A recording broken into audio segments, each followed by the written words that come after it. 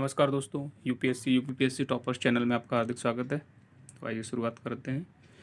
ये जो हमने घटना चक्र की एक सीरीज शुरू की हुई है जो कि क्विक रिवीजन पर आधारित है, और ये जीएस पॉइंटर जो घटना चक्र का काफ़ी इम्पोर्टेंट क्या कहते हैं प्रकाशन है, उस पर आधारित है ये जीएस सीरीज है।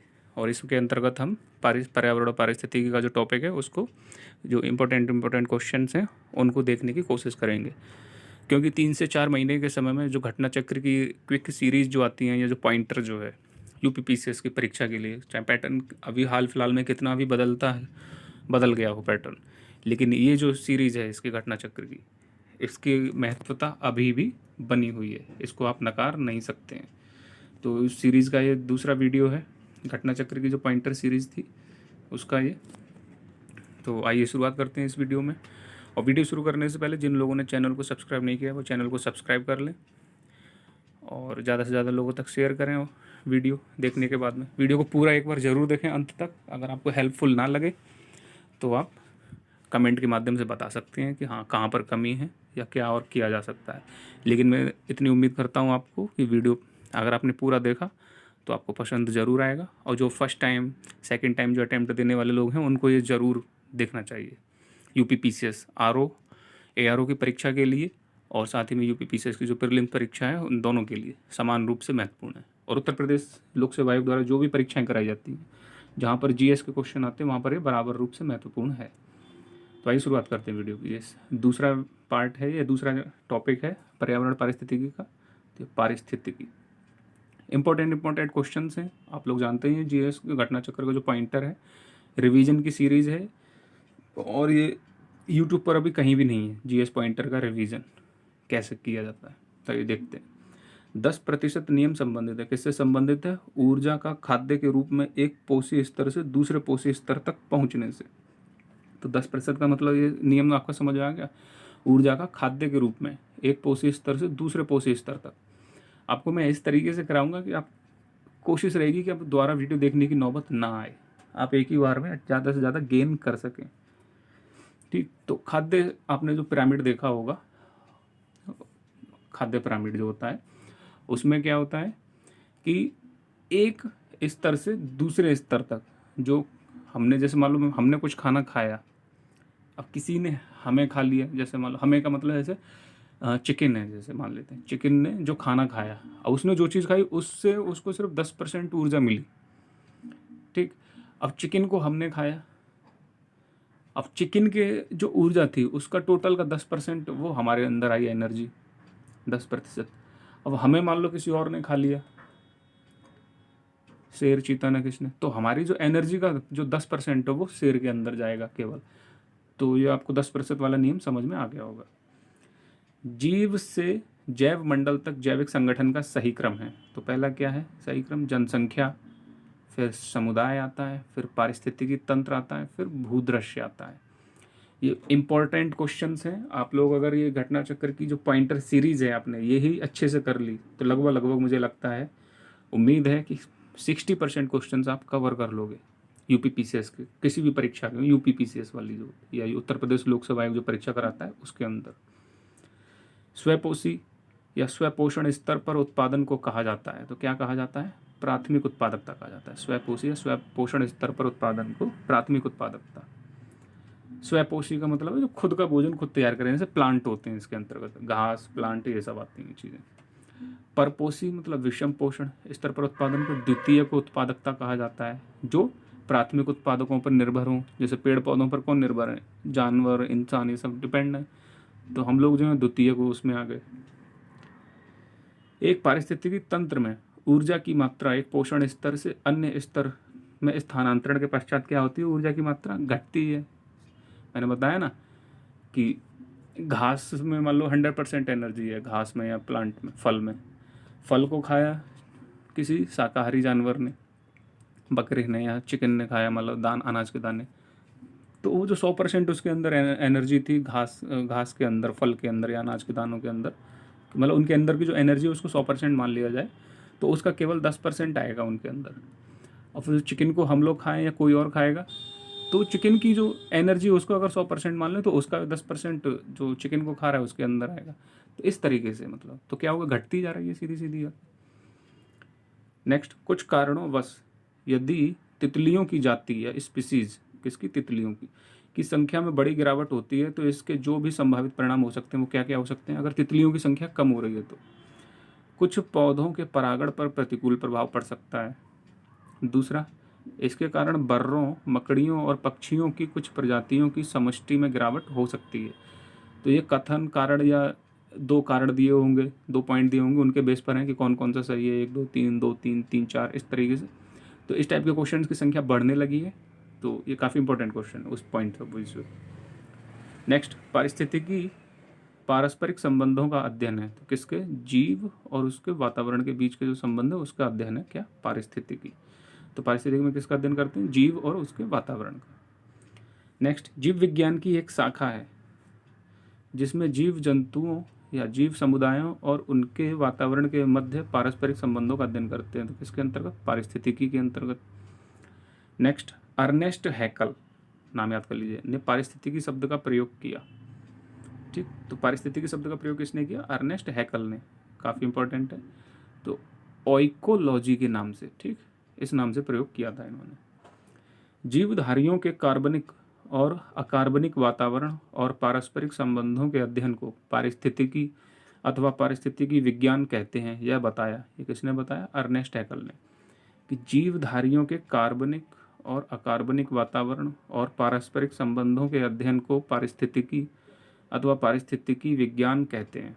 अर्नेस्ट हैकल ने बताया ये। नेक्स्ट, पारिस्थितिकी प्रकृति की संरचना एवं प्रक्रिया का अध्ययन है। यह कथन, यह बताया किसने, ये इंपॉर्टेंट है। पारिस्थितिकी प्रकृति की संरचना एवं प्रक्रिया का अध्ययन है, तो ये यूजीन ओडम ने बताया, यूजीन ओडम। नेक्स्ट, सर्वप्रथम पारिस्थितिकी तंत्र, इंग्लिश में इकोसिस्टम की संकल्पना, तो एजी टांसले ने ये मतलब प्रस्तावित की थी संकल्पना इकोसिस्टम की, कब, 1935 में। नेक्स्ट, पारिस्थितिकी तंत्र की विचारधारा को बायोसिनोसिस तथा माइक्रोकॉस्म कहा। किसने कहा, पारिस्थितिकी तंत्र की जो विचारधारा है इसको बायोसिनोसिस और माइक्रोकॉस्म, किसने कहा था, कार्ल मोबियम और फोर्ब्स ने, काफ़ी इंपॉर्टेंट, कार्ल मोबियम और फोर्ब्स ने। प्रकृति की एक कार्यात्मक इकाई फंक्शनल यूनिट के रूप में जानी जाती है। किसको जानते हैं, फंक्शनल यूनिट कौन है प्रकृति की, तो पारिस्थितिकी तंत्र फंक्शनल यूनिट है। नेक्स्ट,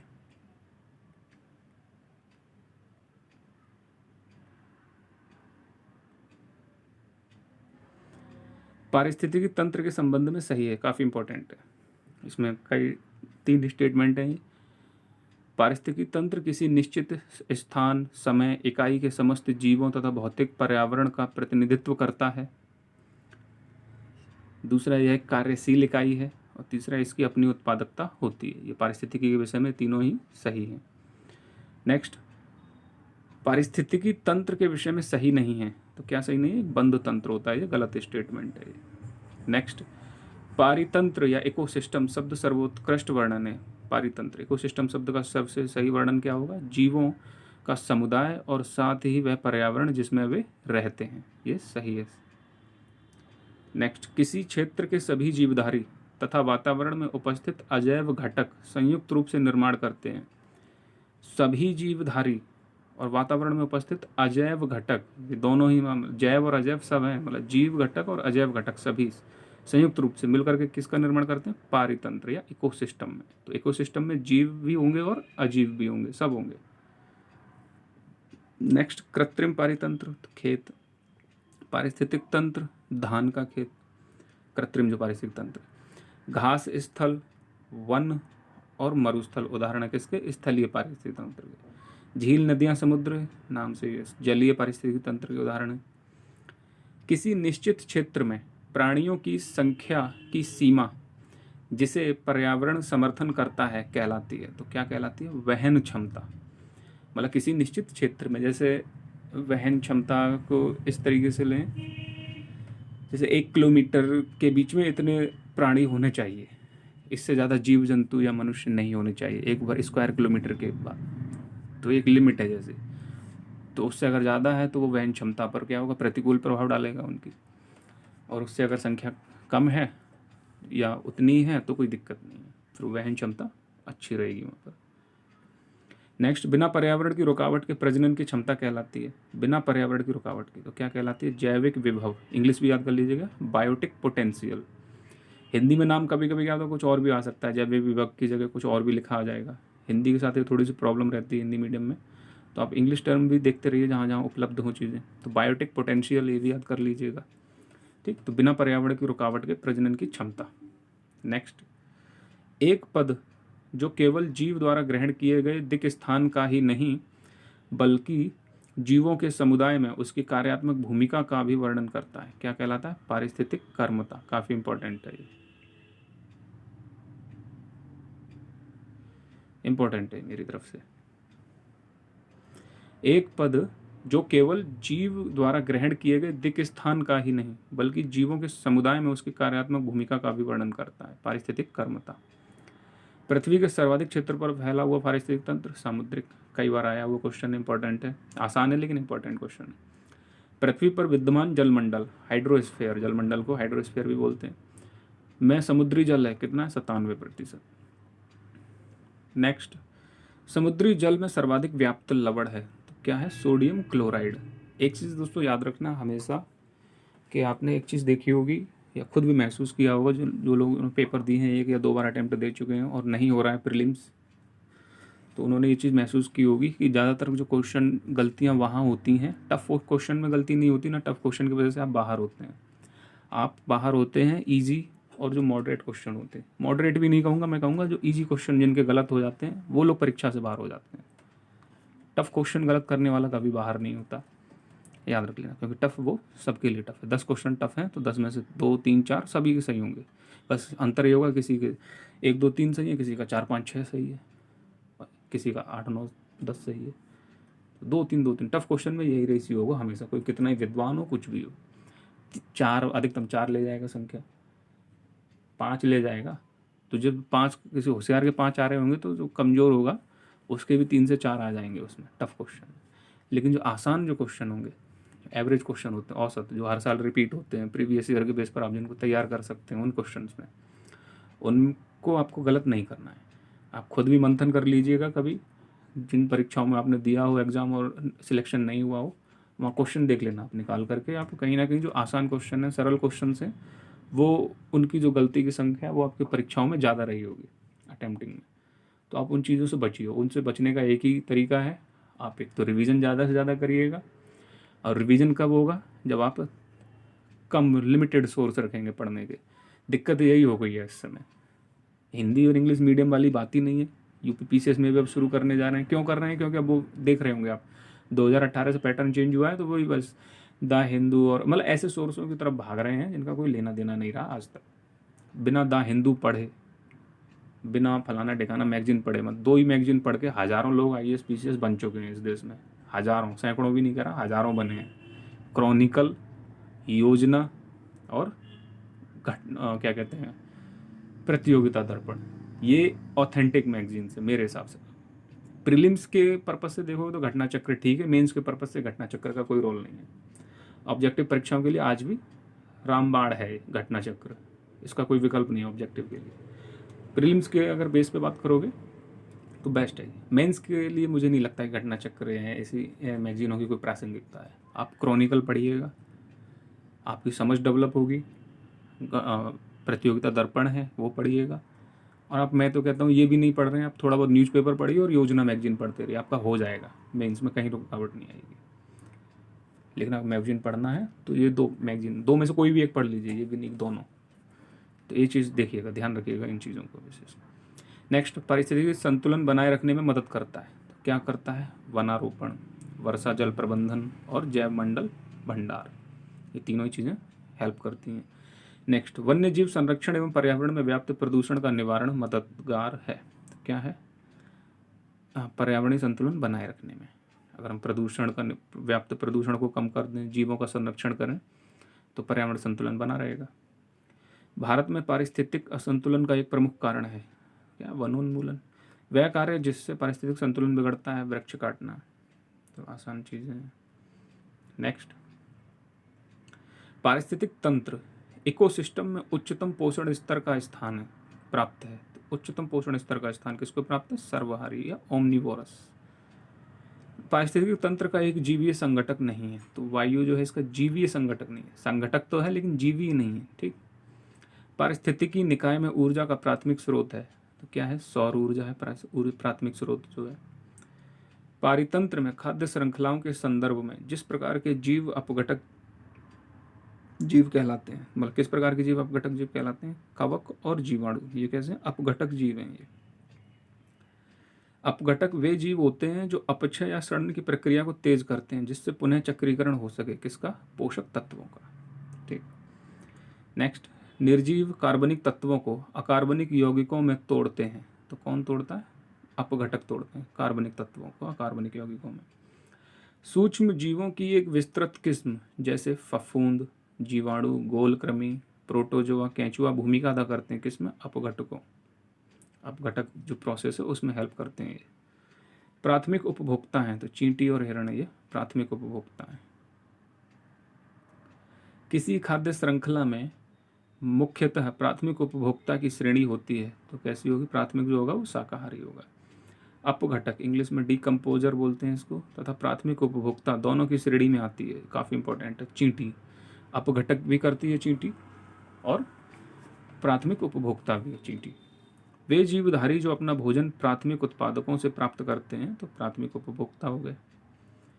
खाद्य श्रृंखला फूड चेन में मानव है प्राथमिक और द्वितीयक दोनों उपभोक्ता है।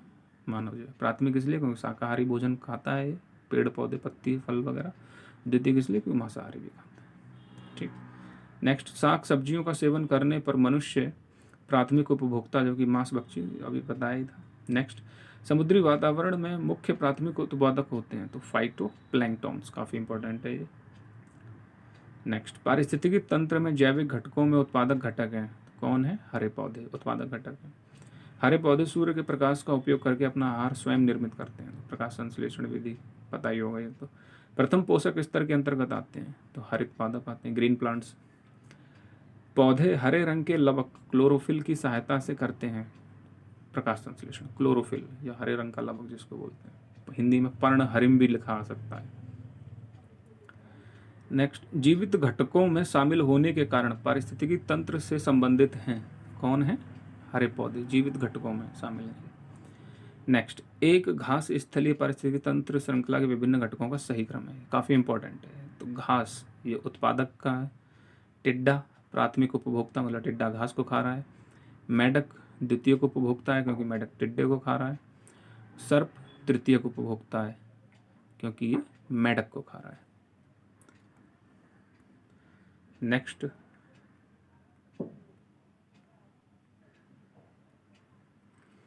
ऐसे पदार्थ जिनके ऑक्सीकरण के पश्चात जीवधारियों को ऊर्जा प्राप्त होती है, तो क्या कहलाते हैं?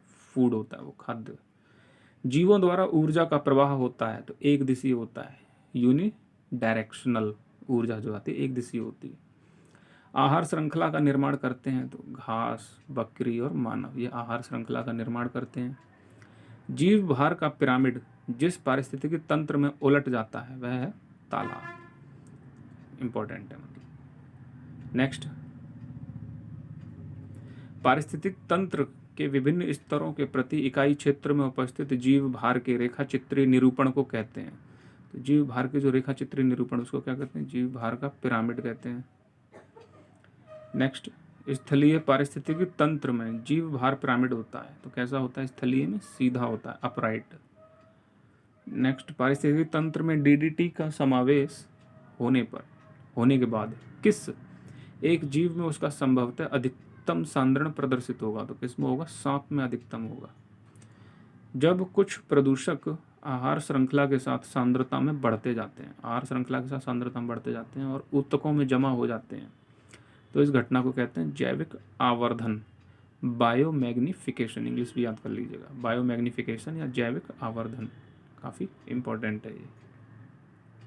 नेक्स्ट, डीडीटी जैसे प्रदूषक होते हैं तो क्या होते हैं? जैव अनिम्नीकरणीय, मतलब ये जल्दी से डिग्रेड नहीं होते एनवायरनमेंट में, काफ़ी लंबे समय तक ये बने रहते हैं और नुकसान पहुंचाते रहते हैं। तो नॉन बायोडिग्रेडेबल भी बोलते हैं इनको। पारिस्थितिकी मित्र नहीं है तो यूकेलिप्टस, पारिस्थितिकी का आतंकवादी भी बोलते हैं इसको।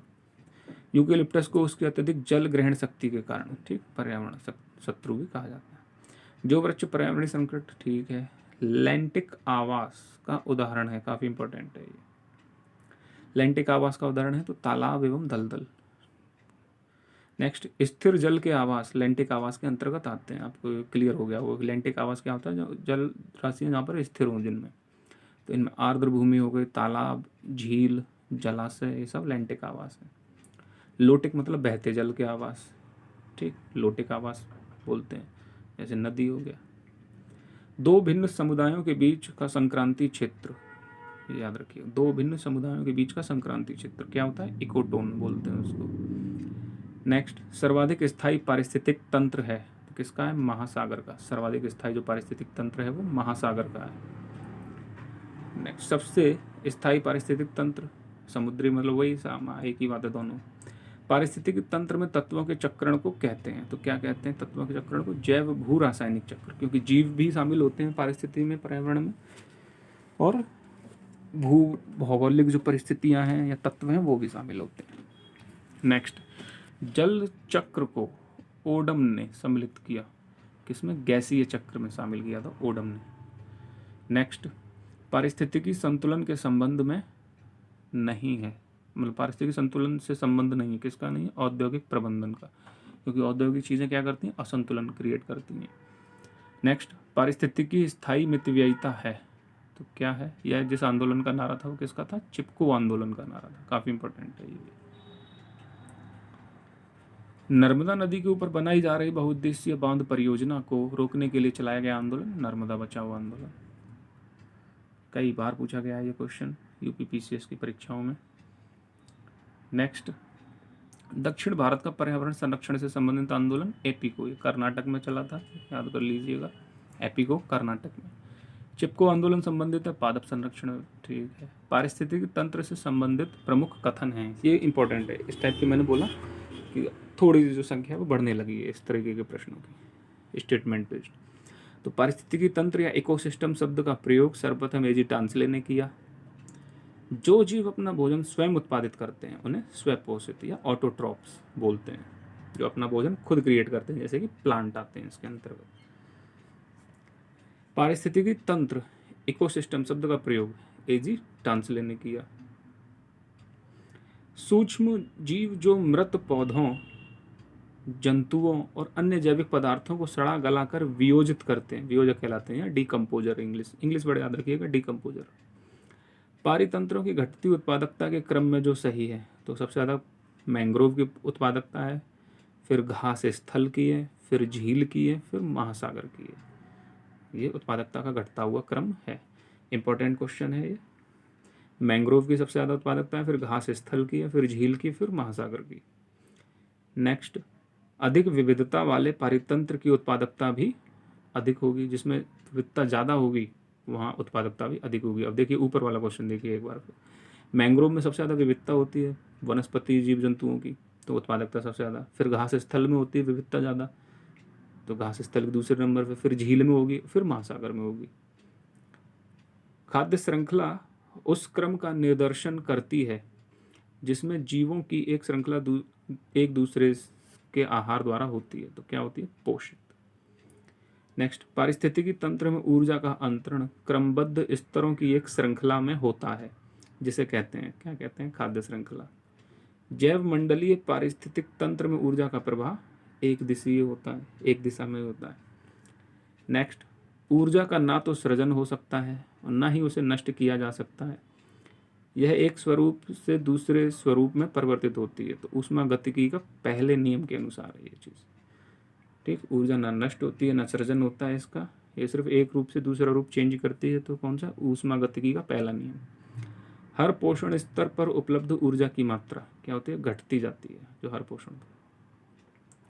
विभिन्न पारिस्थितिक तंत्रों में उत्पादकों की सकल उत्पादकता का ही शाकाहारियों द्वारा स्वांगीकृत हो पाता है, क्या 10%, जो कई बार भी बताया है, ये एक से दूसरे में 10% ऊर्जा ही ट्रांसफर होती है। हम जो भी खाते पीते हैं, कोई भी कुछ भी खाए पिए, सिर्फ 10% एनर्जी जाती है।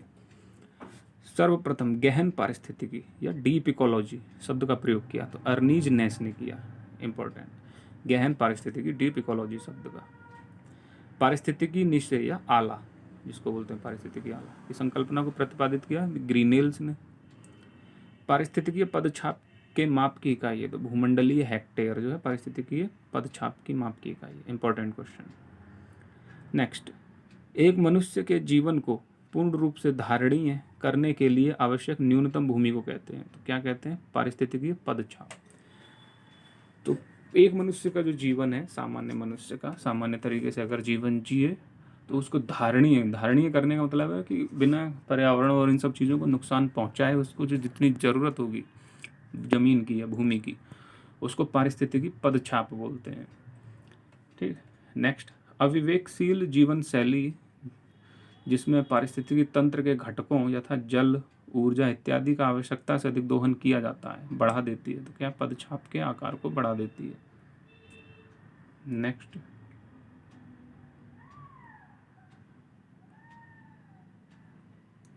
भारतीय वन्यजीव संरक्षण अधिनियम लागू किया गया तो 1972 में। काफ़ी इंपॉर्टेंट है। अब आप सोचेंगे कि ये मतलब इतना आसान अधिनियम इंपॉर्टेंट कैसे?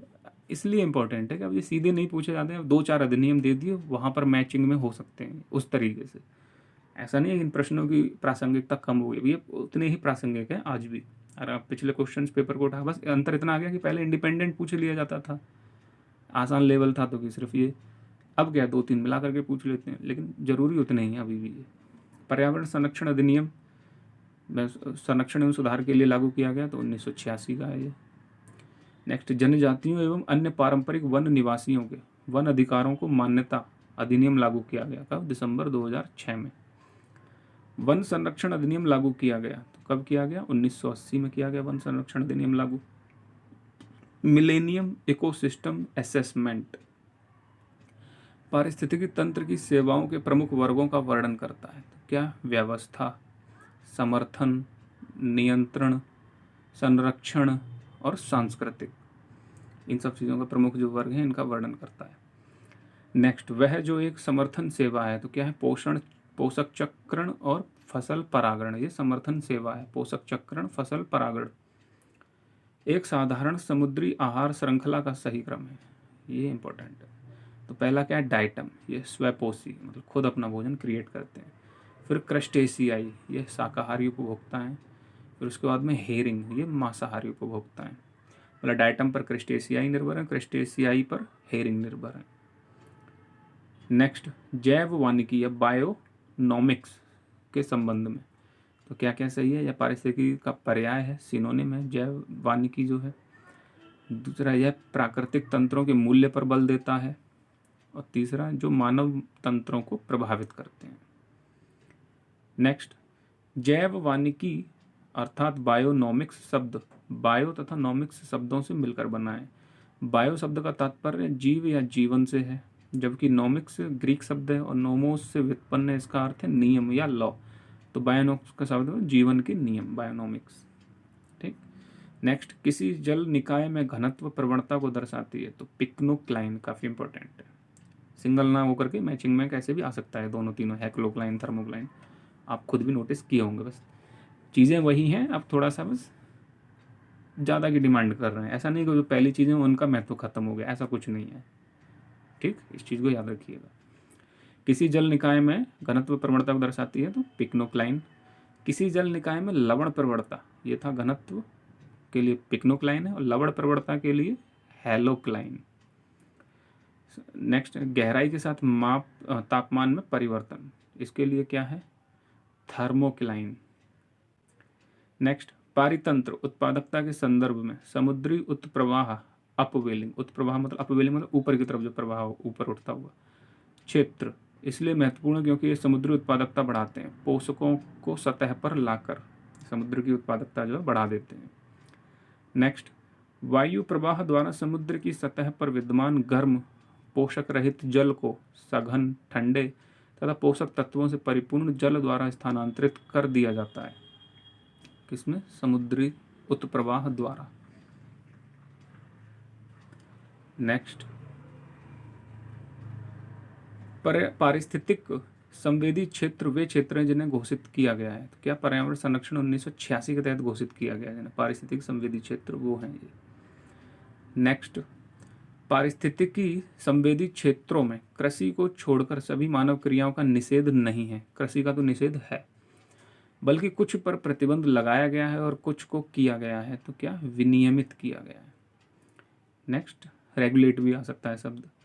घास स्थलों में वृक्ष पारिस्थितिकी अनुक्रमण के अंश के रूप में जिस कारण घासों को प्रतिस्थापित नहीं करते वह हैं। तो जल की सीमाओं एवं आग के कारण। नेक्स्ट, भौतिक वातावरण में किसी समुदाय का समय के साथ रूपांतरण ही कहलाता है। तो क्या, पारिस्थितिकी अनुक्रमण कहलाता है। जैविक अनुक्रमण की प्रावस्थाओं का सही क्रम है। तो क्या है जैविक अनुक्रमण की प्रावस्थाओं का सही अनुक्रम। नगनीकरण, प्रवास, आस्थापन, प्रतिक्रिया, स्थिरीकरण, ये सही क्रम है। काफ़ी इंपॉर्टेंट है ये। वर्ष 1916 में पौधों की विभिन्न प्रजातियों का अध्ययन किया गया। अनुक्रमण या सक्सेशन की सर्वमान्य परिभाषा दी। तो एफ क्लीमेंट ने सर्वमान्य परिभाषा दी अनुक्रमण की। नेक्स्ट, वह प्राकृतिक विधि जिसके अंतर्गत एक ही निहित तथा निश्चित स्थान पर एक विशेष समूह दूसरे समूह द्वारा विस्थापित हो जाता है।